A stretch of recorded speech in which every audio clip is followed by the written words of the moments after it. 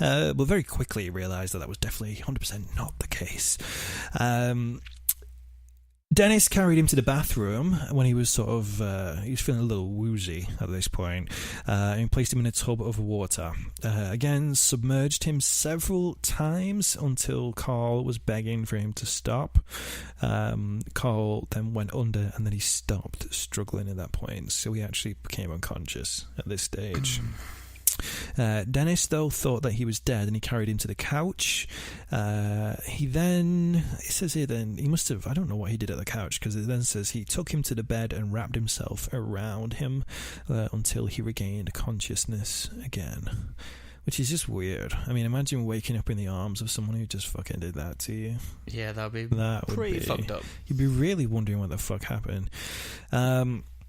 Dennis then told Carl when he woke up that he'd actually gotten his throat caught in the zipper of the sleeping bag, and that was what was happening, and that he had to splash his face with water to sort of regain him consciousness. It sounds like he was There's a bit of a difference between splashing your face and dunking your head into a fucking bowl of it. Can I just ask, he survived, right? Yeah, this is one of the survivors. Yeah, this is how we know all these little details. Carl apparently attributed the experience to a bad nightmare, and despite getting a checkup and learning that his condition was consistent with severe strangulation, he initially didn't go to the police. But yeah, there was definitely this mentality still lingering on from, when homosexuality was still a criminal act. And I think that two gay guys could still just be arrested for the sake of being gay and probably beaten down and shit. It's so weird to think that that's not actually that long ago in the grand scheme of things.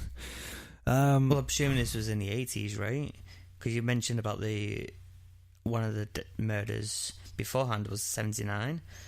So I'm presuming this is the 80s. Yeah. This is sort of mid-80s we're talking about here.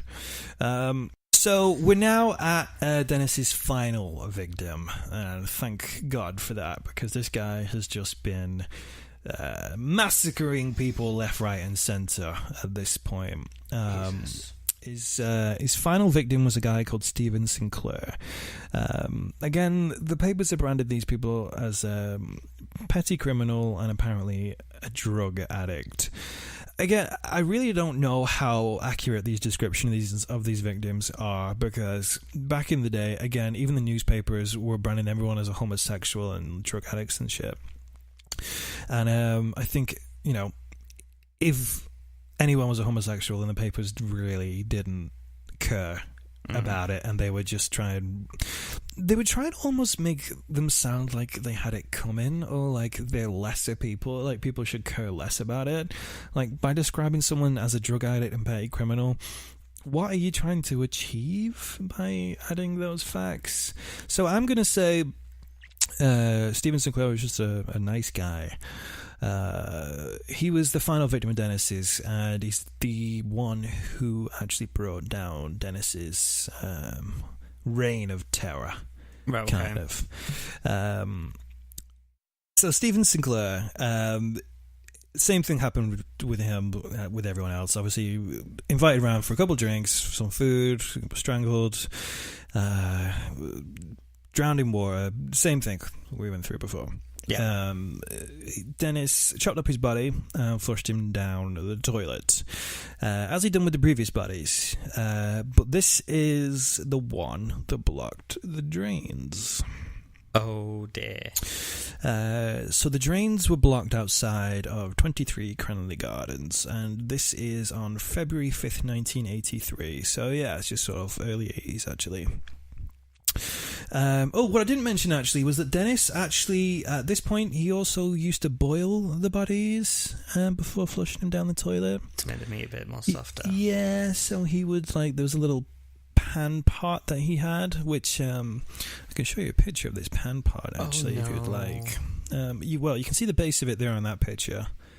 That is the bottom of the pan. So it's a big sort of stew pan. What you probably cook like a nice stew in. It looks like like a pan that you would have in school to cook like a big... Yeah, like portion. a big batch. Yeah. Big batch or something. Yeah. But yeah, he would put the body parts in there, boil them down, then flush them down a toilet.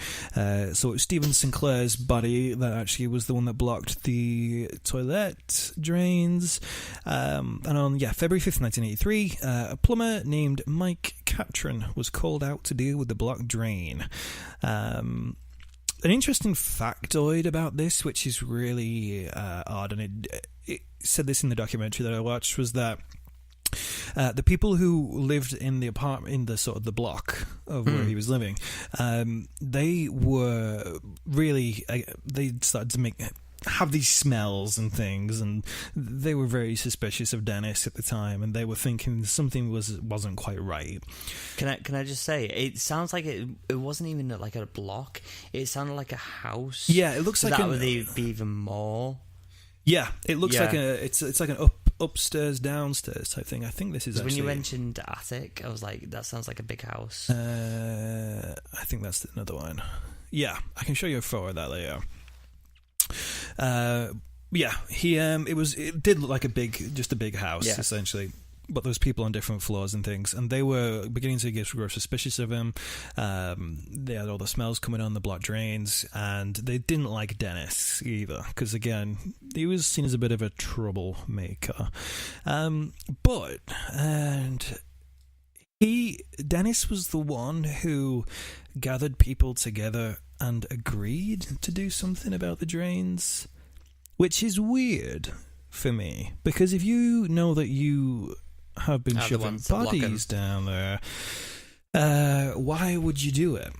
And it comes to, the police officer in the documentary says that it was a weird move by him, because he was sort of sealing his own fate, kind of, by doing it, and that in a way it sort of says that maybe he wanted to be caught at this stage. Maybe he was sort of done with it, or he was fearful of himself, maybe.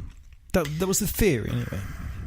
I guess there's no way to come out of it. If you're not a plumber, you're not going to have a clue what to do. No, that's true. And there's only so long you can keep doing what he's doing, really. Especially from the apartment he's in. So maybe he's like, look, this isn't going to work out so well. So the plumber came round, Mike Catron, and while he was looking through the block drains, he found what looked suspiciously like human flesh, and apparently he thought it might have also been chicken at the start, but because it was sort of dark outside, they decided to wait until the morning. Okay. To have another look. The next morning, when Mike returned, he noticed the drain cover was actually in a different position from what he left it, and that most of the flesh was actually gone. Which is strange because, it's not strange because Dennis took it out, but it's like Dennis called him there, and it's almost like he wanted to be caught for a short amount of time, and then he had a change of heart about it, maybe. Yeah. Pretty much the neighbors grassed him in. Oh, so the neighbors seen him? The neighbors saw him in his little white vest, all huffing and puffing outside at the early hours of the morning. So when the plumber came around, they told him what they saw. Dennis Dennis had left pieces still in the drain, though. He hadn't got it all out. So when Mike took the pieces of flesh he found to the police, they were very quick to identify them as human. And one of the weird coincidences is that the piece they found was actually that of a neck. So they were even able to say that the cause of death was strangulation because they had the sort of abrasions still on the skin. So that was pretty cool. As cool as it can be. It is pretty cool that they've actually sussed out the cause of death straight away. Yep, cause of death straight away, strangulation, and that's before they even found the body. Dennis, yeah. So it was a guy called Detective Chief Inspector Peter J, who was the one to sort of do the investigation into the block drains and the flesh and into Dennis. And after they got the confirmation about sort of the cause of death and everything, the documentary that I watched shows that they actually went to the home and were waiting in the hallway. You know, like you'd have like a communal hallway for like a block of flats. They were waiting in there for him to come home. Dennis opened the door. In the documentary? Yeah, the documentary that I watched. Okay, I was thinking it was like Predators, you know, that catch predator sort of thing. No, like what? What? They did a catch a predator on Dennis Nilsen. I don't think that's how it works. The way you explained it to me then, that's what I actually thought. Take a seat over here. Yeah, and then he like, what's his name? That's a glow. Hansen, Chris Hansen. That's the guy's name, right? From Catch a Predator. Something like that. Yeah. Yeah.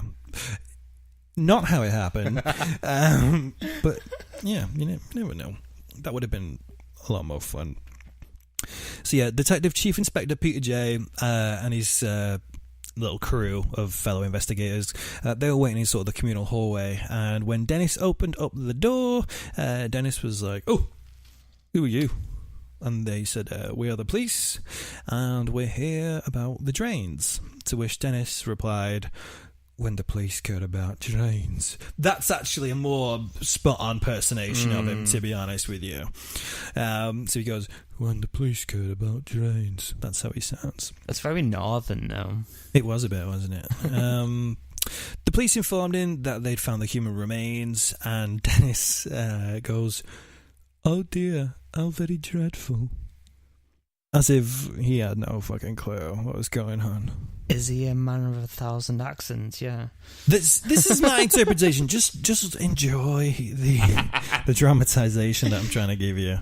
The policeman is like, "Look, shut the fuck up. Stop messing us around. We know it's you, basically. We know it's you. Don't be a dick." And he immediately just goes, "Yeah, the bodies are in the wardrobe. They're down the drains. There's so many bodies here. You might want to go check my older place." And he just tells them fucking everything. He Really? comes out with everything. Yeah. How odd? Not so much, because again, if you think of like people, again, let's go to Dharma. Very happy to tell the story. Yeah. It's kind of that narcissistic kind of Cocksure. Yeah, very cocky way of doing. And also, again, if you cast your mind back to what I was saying earlier about these whole movies he made, when Dennis very much wanted to be the director and in control. Yeah. He's doing that role now. Yeah, so he's still in control. He's in control, and so he knows this is all going to get found out. He knows the story is going to come out anyway, so he wants to be the one in control of how it comes out and how they find this information. So yeah, he tells them pretty much everything they need to know. He even hands the detective inspector the keys to the wardrobe. Where the detective's on the documentary that I watched, and he says that as he walked into the apartment, he was hit with the smell of death. And when Dennis actually handed him the keys to the cupboard, he actually just said, "It can stay locked for now. I can smell it." So he didn't even need to check the. He didn't need to check the wardrobe, because it was pretty apparent there was someone in there. And once again, you guys will definitely want to go and check out our Facebook page, because this is another picture right here of the... Oh no. It's not grisly, but just the fact that you know what it is. I know. It's the fact that it's just shoved in trash bags. Would you like to describe to listeners at home what you're seeing right now? Not really. It's just like a big trash bag that looks really heavy in a wardrobe. Yeah. In a very old-fashioned way. Look at that carpet. I can't even tell with the wardrobe. So Dennis's trial began on the 24th of October 1983. Several of his surviving victims testified against him, and they read Dennis's interviews with the police verbatim. So they took an entire 4 hours, which is an awfully long time, to be honest with you. So like I say, he was very happy to divulge everything to the police. Imagine sitting there for 4 hours just listening to